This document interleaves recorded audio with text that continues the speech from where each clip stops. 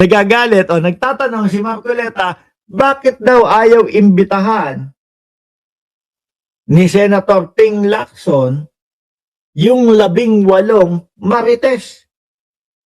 Ngayon, kung kayo ho ang nakasaksi, ano ang ginawa ni Gutesa noong siya ay nandoon sa Senado? Tingin niyo po ba, iimbitahin niyo pa itong 18 marites? At sa mga nakikita po natin na mga interview doon sa 18 marites, mga kababayan, tingin niyo po ba malayong gagawin nila yung ginawa din ni Gutesa? Parehas na parehas lang ho, mga kababayan. Kaya nga ang sabi ni Senator Lacson, sinayang nyo na yung oras namin dati, tapos gusto nyo, imbitahin namin kayo. Imbitahin na naman namin.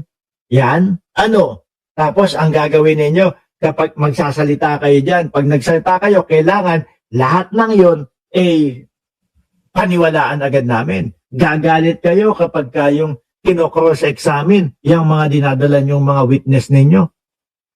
Di ba sabi ni Ma'am Len de los Santos, pag-aaksaya lang ng panahon yan. Correct.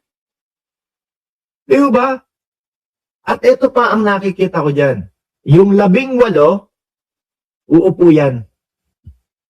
Uupo sa Senado. No? Pagkatapos, ang magsasalita lang na magsasalita, si Baligod. Which is yun yung nakikita natin sa lahat ng interview. Biruin mo kung ikaw, napapanood sila. Di ba, Eddie Francis Rapsing? Napapanood sila doon sa kanilang mga press con at sa mga interview. From Maleta, naging paper bag. Pagkatapos ng paper bag, naging expandable folder, naging folder, naging envelope.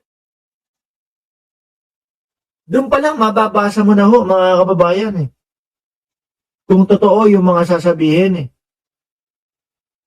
Isa pa lang ho yun. Isunod mo na yung kay De Lima. Isinali nila si De Lima doon sa listahan.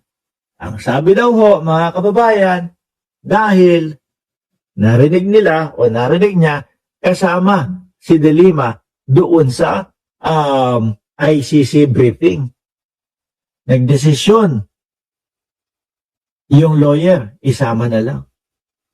Ang tanong, bakit mo bibigyan ng pera yung isang taong wala namang kapangyarihan, walang posisyon, bakit mo papadalhan ng pera